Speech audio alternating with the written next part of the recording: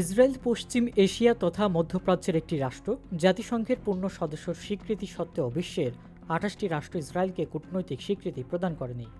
ভৌগোলিকভাবে দেশটি মধ্য সাগরের দক্ষিণ পূর্ব তীরে ও লোহিত সাগরের উত্তর তীরে অবস্থিত।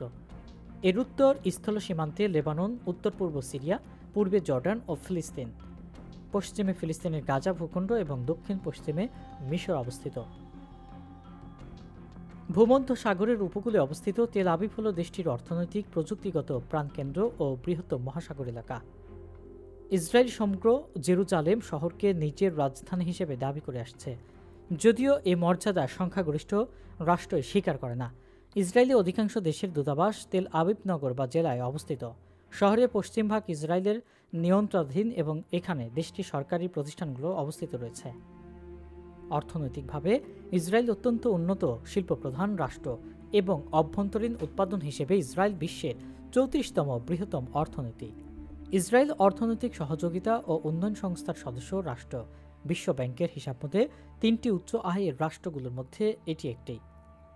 আর আন্তর্জাতিক মুদ্রা তহবিলের মতে এটি বিশ্বের 39টি অগ্রসর অর্থনীতি সমৃদ্ধ দেশগুলোর একটি। ইসরায়েল নিজেকে একটি ইহুদিবাদী গণতান্ত্রিক রাষ্ট্র হিসেবে দাবি করে। এখানে একটি প্রতিনিধিত্বমূলক সংসদীয় গণতন্ত্র বিদ্যমান, আর এই দেশটির একক বিশিষ্ট আইনসভার নাম ক্নেসেত, যা প্রধানমন্ত্রী সরকার প্রধানের দায়িত্ব পালন করেন। ইসরায়েল রাষ্ট্রের জন্ম, ইতিহাস ও রাজনীতি মধ্যপ্রাচ্য সংকটের সঙ্গে ওতপ্রোতভাবে জড়িত।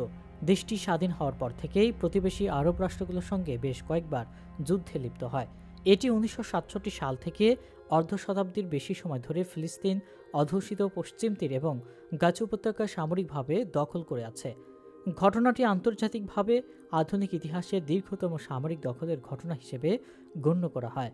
2021 সালে এসে জাতিসংঘের 192টি সদস্য রাষ্ট্রের মধ্যে 164টি রাষ্ট্র ইসরায়েলকে স্বাধীন রাষ্ট্র হিসেবে স্বীকৃতি দিলেও 28টি রাষ্ট্র এখন ইসরায়েলের সার্বভৌমত্ব মেনে নেয়নি। এর সঙ্গে তাদের কোনো কূটনৈতিক সম্পর্ক নেই। বাংলাদেশ তাদের মধ্যে অন্যতম। তাদের মতে ইসরায়েল স্বাধীন রাষ্ট্র ফিলিস্তিনের একটি অংশের অবৈধ দখলদার বাহিনীর নিয়ন্ত্রিত একটি ভূখণ্ড। 2007 সালে ইসরায়েল গাজা উপত্যকার অবরোধ আরও কঠোর করে এবং পশ্চিম তীর থেকে এটিকে বিচ্ছিন্ন করার নীতি আনুষ্ঠানিকভাবে ঘোষণা করে। 2024 সালের জুলাইয়ের এক রায়ে আন্তর্জাতিক বিচার আদালতে ইসরায়েলের অবস্থান প্রত্যাখ্যান করে নির্ধারণ করে যে ফিলিস্তিনি অঞ্চলগুলো একটি রাজনৈতিক ইউনিট গঠন করে এবং ইসরায়েলি পশ্চিম তীর ও গাজা উপত্যকা অবৈধভাবে দখল করে চলেছে। আইসিজে আরও নির্ধারণ করেছে যে ইসরায়েলি নীতি সব ধরনের বর্ণগত বৈষম্য দূরীকরণ সম্পর্কিত আন্তর্জাতিক কনভেনশন লঙ্ঘন করে।